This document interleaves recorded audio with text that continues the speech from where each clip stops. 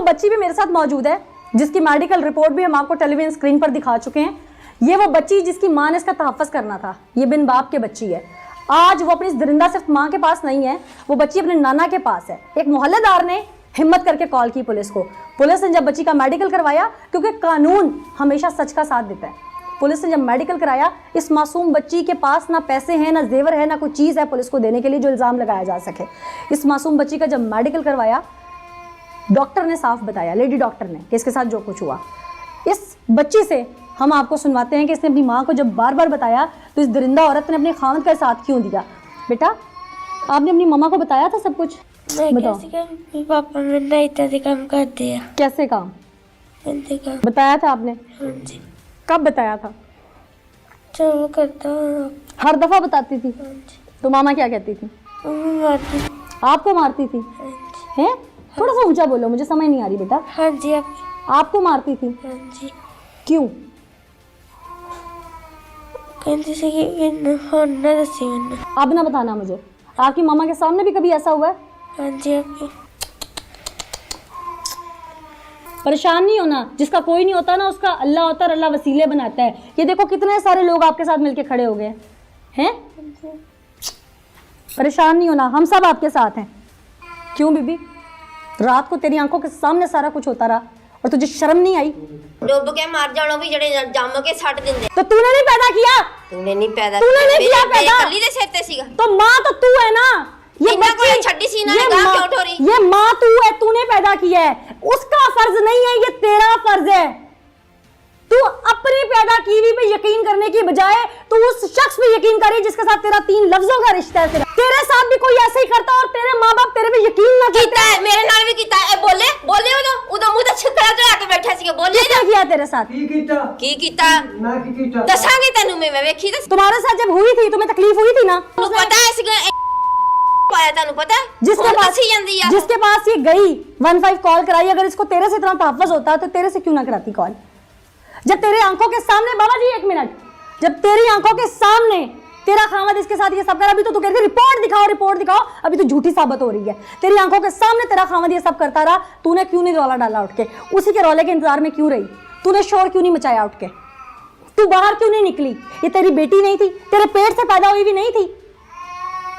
तू माँ नहीं थी इसके? और माँ के कदमों तले जन्नत होती है, तूने तो इसके लिए दोज़ख बना दिया अपनी जिंदगी में। जो तेरे साथ हुआ तूने इसके साथ करवाया, तू एक बाप से बदला ले रही थी कि वो छोड़ गया तेरे पास। आपको इकराम साहब और कोई सबूत चाहिए इसे हिरासत में लेने के लिए? नहीं, कोई सबूत नहीं चाहिए। बहुत है ना? जी बहुत है। इसके खिलाफ कानूनी कार्रवाई। लेडी कांस्टेबल बुलाते हैं, इसको ले जाते हैं।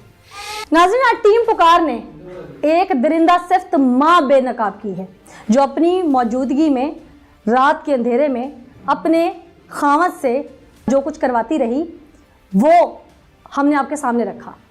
क्या कोई माँ इस हद तक गिर सकती है? वो कहती है कि इस छोटी बच्ची ने शोर क्यों नहीं मचाया। मैं सवाल करती हूँ, उस माँ ने शोर क्यों नहीं मचाया? आज मेडिकल रिपोर्ट आने के बाद, आज वो जब दुनिया के सामने गुनहगार हो रही है तो चीख कर आज भी अपनी बेटी को झूठा कह रही है। मैं खुद अपील करती हूँ अदालत आलिया से और तमाम NGO से, जो चाइल्ड प्रोटेक्शन ब्यूरोज हैं, उनसे कि खुदारा इन बच्चों का तहफ़्फ़ुज़ करें और ऐसी औरतों को कैफिर किरदार तक पहुंचाने में पुलिस का साथ दें। मैं तमाम उन सोशल एक्टिविस्ट और रहनुमाओं, जो सोशल रहनुमा हैं, चाहे वो कोई NGO चला रहा है, चाहे वो सरकारी इदारे में तैनात है, मैं अपील करती हूँ कि खुदारा इस बच्ची का केस खुद टेकअप करें, इसको सपोर्ट करें। इसने अपने हक की जंग 12 साल की उम्र में लड़ी है। इसका साथ देना हमारा अवलीन फ़र्ज़ है, वरना अल्लाह ना करे कहीं ये भी ज़ैनब या हफ्सा या मरियम ना बन जाती। आज शायद इसकी आवाज़, इसकी पुकार मैं बन रही हूँ और इसकी ललकार आप सबको बनना। अच्छा खिची साहब, आप जब फर्स्ट यहाँ पर कवर करने आए थे, सारा मामला क्या सामने आया था? मुजाद कॉलोनी में ये दूसरा वाक़या हुआ है, बड़ा अफसोसनाक वाक़या है। जब हमें पता चला, हमने मकामी महल्ला के मुख्तलिफ स्टेक होल्डर्स के साथ रब्ता किया। जो दरिंदा सिफ्त इंसान है, इसने मुख्तलिफ लोगों की जो भैंसें थी ये जहर देकर मारा और उसका जो करैक्टर है वो भी ठीक नहीं। दूसरी मरतबा थाना सिटी में ये इस वक्त हवालात में बंद है और मकामी लोगों ने मुतालबा किया कि इस शख्स को हुकूमत और जो हमारी मुअज़्ज़ज़ जजेस साहबान हैं और अदालतें सज़ा दें। और ये बड़ा अफसोसनाक वाक़या लोगों ने बताया कि इस बच्ची के साथ भी इस तरह के अटेम्प्ट्स करता रही है। जी, तकरीबन 2-2.5 साल से इस बच्ची के साथ ज़्यादती करे और वालदा जो है वो शामिल है, वालदा भी शामिल है।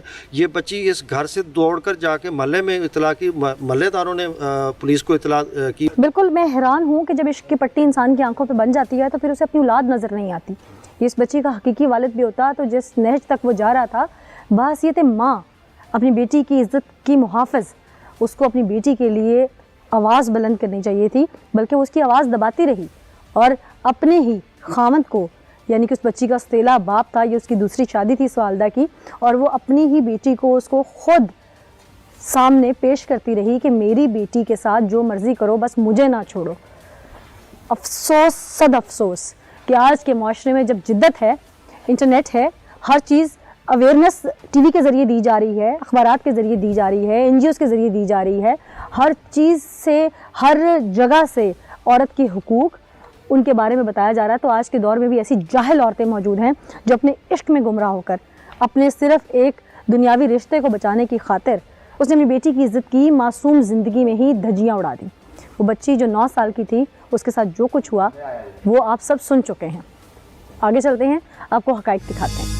अच्छा खिची साहब, आप जब फर्स्ट यहाँ पर कवर करने आए थे, सारा मामला क्या सामने आया था? मुजाद कॉलोनी में ये दूसरा वाक़या हुआ है, बड़ा अफसोसनाक वाक़या है।